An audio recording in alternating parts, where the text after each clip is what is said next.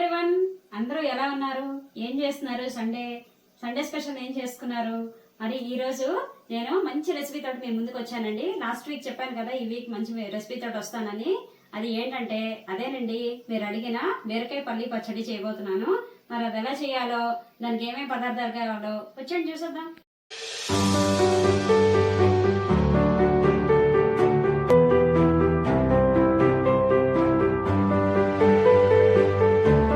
నేను ఒక పెద్ద బీరకాయ ఒకటి తీసుకుని ఇలా ముక్కలు చేసుకున్నాను తొక్కతో పాటు.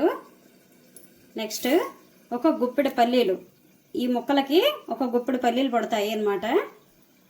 అలాగే ఒక 6 పచ్చిమిరపకాయలు తీసుకున్నాను.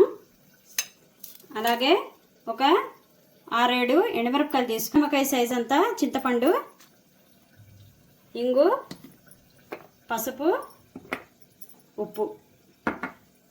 ఇప్పుడు మనం పొయ్యి మీద బాండి పెట్టేసుకొని స్టవ్ వెలిగించేసుకుందాం.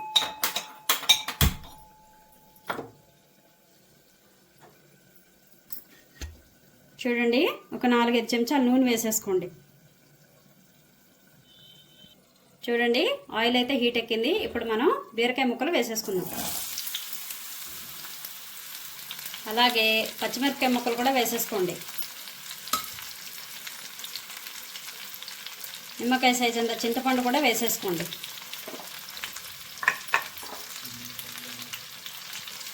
అలాగే 1/2 టేబుల్ స్పూన్ పసుపు,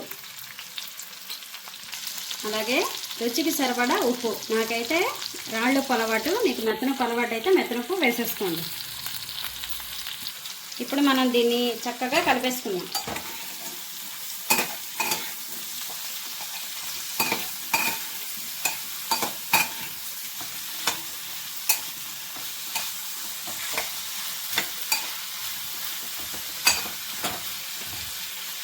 ఇవన్నీ వేసి కలిపేసుకున్నాం కదా, ఇప్పుడు మనం దీన్ని బాగా మగ్గనిద్దాం. ఇది ఇప్పుడు మగ్గేలోపు నెక్స్ట్ ఏం చేయాలో చూపిస్తాను రండి. ఇప్పుడు మనం పొయ్యి మీద ఒక వేరే బాండి పెట్టేసుకొని స్టవ్ వెలిగించేసుకోండి.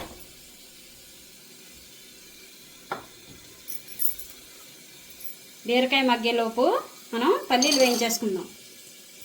పల్లీలు నూనె అక్కర్లేదు, మామూలుగా వేయించుకోవచ్చు. దూరగా వేయించుకోండి, అస్సలు మాడకూడదు, ముందు చెప్తున్నాను. ఈ బీరకాయ పచ్చడి ఇలాగే కాకుండా, పల్లీ వేసి కాకుండా వేరే రకాలుగా చేసుకోవచ్చండి. నువ్వులు కూడా వేస్ట్ చేసుకోవచ్చు, ధనియాలు కూడా వేస్ట్ చేసుకోవచ్చు. ఎలా చేసుకున్నా చాలా బాగుంటుందండి. మధ్యలో ఒకసారి కలుపుకోండి. ఉప్పు వేస్తే తొందరగా మగ్గుతుంది, అందుకని ఉప్పు వేసేయండి. చూడండి, పల్లీలు వేగిపోయి ఇప్పుడు మనం దీన్ని ఒక ప్లేట్లోకి తీసేసుకుందాం. ఇప్పుడు ఒక 1/2 టేబుల్ స్పూన్ ఆయిల్ వేసేసుకోండి. వేసుకొని ఎండుమిరపకాయలు, అలాగే కొంచెం ఇంగువ, దీన్ని వేయించేసుకోండి. చూడండి, ఇవి కూడా వేగిపోయి నేనైతే స్టవ్ ఆఫ్ చేసేసుకున్నాను. ఇప్పుడు ఈ పల్లీలు, ఎండుమిరపకాయలు వీటిని చల్లారనిద్దాం. చూడండి, బాగా మగ్గిపోయింది.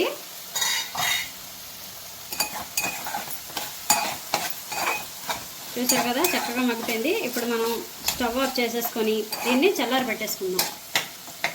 చూడండి, ఎండుమిరపకాయలు, పల్లీలు చల్లారిపోయాయి. ఇప్పుడు మనం మిక్సీ జార్లో వేసేసుకుందాం.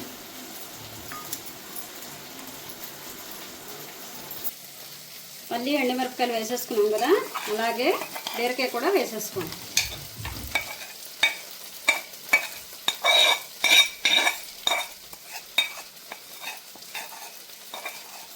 ఇప్పుడు మనం పచ్చడి ఆడించేసుకుందాం. చూడండి, పచ్చడి ఆడించేసుకున్నాం. ఇప్పుడు మనం చిన్న బౌల్లోకి తీసేసుకుందాం. దీనికి పోపు పెట్టుకుందాం. చూడండి, ఒక 2 చెంచాలు నూనె వేసుకోండి. 1/2 టేబుల్ స్పూన్ ఆవాలు, 1/2 టేబుల్ స్పూన్ మినపప్పు,